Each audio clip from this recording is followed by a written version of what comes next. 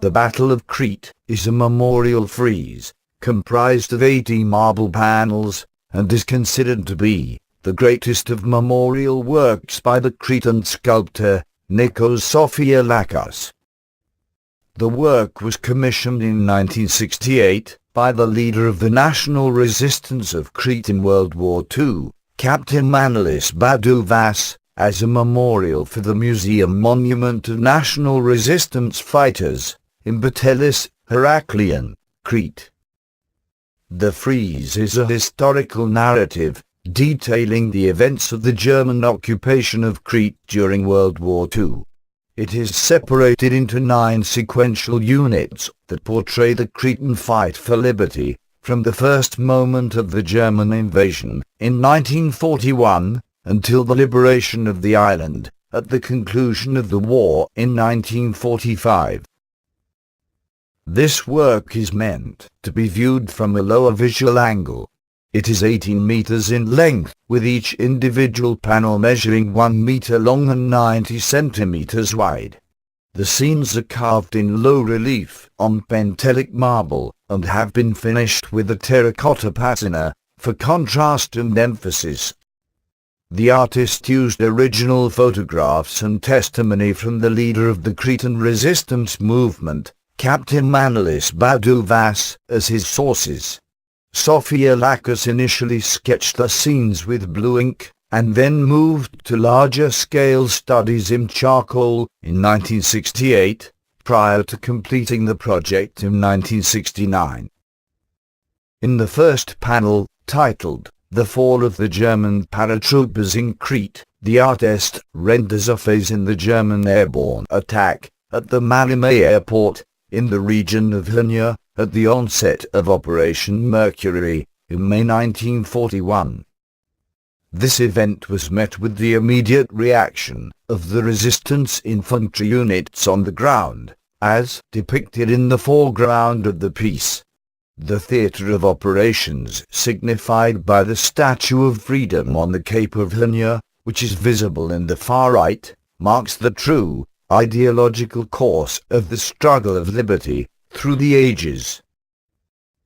In the foreground of the second panel, titled "Assembly and Pledge of Warriors," the captains and warriors of Crete assemble in Heraklion to swear their allegiance to country and liberty, before taking to the mountains, which are visible in the background. This scene captures the historic moment that gave birth to the organized Cretan resistance, when Captain Manolis Badouvas pledged the following oath at Hamamatsu Cave, in Hagios Silas of Heraklion, Crete, on June 2, 1941. "We swear to continue the struggle against the conqueror of our nation until the liberation of the last corner of Greece. We pledge ourselves, our families, and the whole of our financial existence to this cause. Our creed is liberty or death." This scene, depicting the poignant moment when the warrior pledges his oath and receives his blessing from Captain Badouvas, is framed at the center in 2 parts, with groups of armed Cretans. On the left side, the scene captures the separation of one woman from her husband, while she remains on a donkey, signifying the unarmed populace that is left behind to wage its own struggle in this battle. The old and young generations will meet again at Mount Ida, Mount Dictee, and the White Mountains, to continue the age-long Greek tradition of valor and honor. The third segment, titled "Gathering and Transfer of Munitions," depicts the labor of men and women as they supply the rebel troops in the mountains with munitions. This narrative is presented in the foreground, from left to right, with the mountains visible in the background. It is war, the time of death, and yet it is also spring, the time for new life. The artist does not neglect this concept, and incorporates it in his composition. Out of the fire of war, a lyrical glimpse into the fire of life. Men and beasts coexist in harmony, denoting in this way that the natural cadence of Cretan life remains undisrupted, even in the face of war. The fourth segment, titled Battle at Viano, depicts the violent clash of the Cretan people against powerful enemy forces in the region of Viano, Heraklion. During this conflict, the insurmountable heroism of the Cretans won the admiration of the Nazis, even as they suffered heavy losses and abandoned their dead upon the battlefield. The Nazi leader requested that the commander of the garrison of Crete would not retaliate, but in vain, as the grave reprisal came soon after. The sculptor underlines the incredible valor of the Cretans by emphasizing their courage on the left side of the panel, while contrasting it with the dire condition of the enemy, depicted with one soldier lying dead at the center and another in retreat to the right, leaving only the frightened third man, who keeps shooting. The fifth panel, titled Fire and Slaughter in Viano, narrates the raw brutality of the Germans as it was expressed in their reprisals for the previous battle. In this scene, fire and death abound, as the Nazi savagery reaches its peak. Entire villages surrender to the flames in the background, men are executed in cold blood in the foreground, and the innocent are hanged in the distant right. The Germans flee on their motorcars, having perpetrated the Holocaust of Viano on September 14, 1943, in which countless villages were eviscerated and more than 500 people were massacred. The sixth segment, titled German Captives, depicts the Cretan response to the Holocaust of Viano.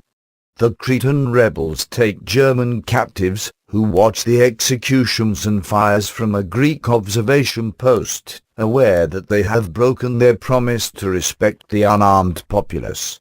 They look on in disbelief at the reprisals enacted by their Nazi compatriots, and await their fatal punishment. Hubris engenders retribution. The seventh segment, titled Secret Meeting at the Arkady, is dedicated to the famed meeting of rebel forces, which took place at the Arkady monastery in Viano, Crete, one of the historic landmarks of Greece's resistance against the Ottoman Turks a century before. To the left, the abbot, Father Dionysios Sofialakis, welcomes the rebel representatives from every district of Crete, visible on the right, who have arrived to discuss the resistance and to make important decisions. It is here that the legendary abduction of the German general and commander of the 22nd Air Landing Infantry Division, Karl Heinrich Ferdinand Kreiper, is finalized. The eighth panel, titled The Abduction of General Kreiper, recounts the nighttime capture of General Karl Heinrich Kreiper by Cretan and British forces on July 24, 1944, near Heraklion, Crete. The general was eventually transferred from Crete to Cairo, with the assistance of two British officers, Patrick Lee, Moore, and William Stanley Moss. In the background, the whole of Crete seems to be present at this event, as the scene is symbolically framed by the island's mountain ranges, that bear geographical and historical witness to the courageous operation taking place in the foreground. To the left, the Lazithi Plateau with its windmills juts into view, home of Mount Dictee and the mythological Dictean cave of Zeus's birth. Next to it stands Mount Ida of Viano, home of the mythological Idaean cave, where Zeus was said to have been raised and where the German general was led immediately following his abduction. To the right, the scene is framed by Mount Juctus of Heraklion, the mythological burial place of Zeus himself. Witnesses to this act of valor are the silent night, the smiling moon, and the Cretan torch. The ninth panel, which is rendered in two parts, declares the transition from war to peace, from darkness to light. The abandoned agricultural tasks commence once more.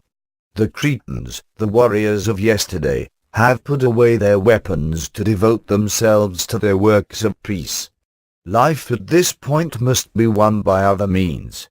The woman of Viano gathers oranges, the newlywed couple of Viano harvest olives, the young women of Heraklion cut raisins, and the man of Lassithi employs his spade. Crete is here symbolically portrayed in her entirety, from the eastern coast to the western shore, with her people signifying, in each act, the will of Crete for a better, peaceful life. It is especially worth noting that this final panel, which chronologically completes the historical narrative, is placed between the 5th and 7th segments, between the Holocaust of Viano and the German captives. Sofialakis purposefully breaks the order of the synthesis by placing the time of peace in the midst of reprisals, violence, and bloodshed, thus orienting the viewer to the stark contrast between the works of peace and the works of war, which must never be forgotten. Of interest is a little-known segment, titled Battle at the Heraklion Cemetery, which was initially part of the design but was never included in the finished frieze. The battle at the Heraklion Cemetery detailed one of the early victories of the Cretan forces led by Captain Manolis Badouvas at the onset of Operation Mercury. On May 20, 1941, at 3:45 p.m., when the first German paratroopers began to descend on Heraklion, Captain Manolis Badouvas and his small band of men clashed violently with German paratroopers who fell in the region of the town cemetery. The fight that ensued ended with victory for the Cretans, who were able to subdue the paratroopers, release the Cretan fighters that had been held captive within the cemetery, and take German hostages on the first day of the Nazi invasion. It is speculated that this particular segment was omitted from the monument, possibly owing to the lack of space on the exterior of the museum monument of Cretan resistance fighters in Patelles, Heraklion, Crete. This historical narrative relays the courage and the determination of the Cretan people, hailed as the first civilian population to wage armed resistance in World War II. And Sofialakis exalts the deeds and suffering of his fellow countrymen in Crete, preserving these chapters of their dramatic struggle with a realism rooted in the folk tradition. The work was presented to the public for the first time in June 1969 at the atelier of Nikos Sofialakis in Athens, Greece. The artist traveled to Crete to deliver the work to the museum and to oversee the installation of the frieze in July of 1969. The work was hailed as a monumental tribute to the ethos and the heroism of the Cretan people during the dark period of the German occupation, and was particularly noted for its temperance, its lack of excess, and yet its abundance of brutal truth. Sofialakis rendered his depictions with classical restraint, keeping both heroes and villains in equal proportion. There is no disparity in size between the Cretan fighters and the Nazi conquerors. The Cretans remain human in scale, though their deeds are decidedly mythical, while the enemy needs no visual vilification to underscore the depth of Nazi brutality.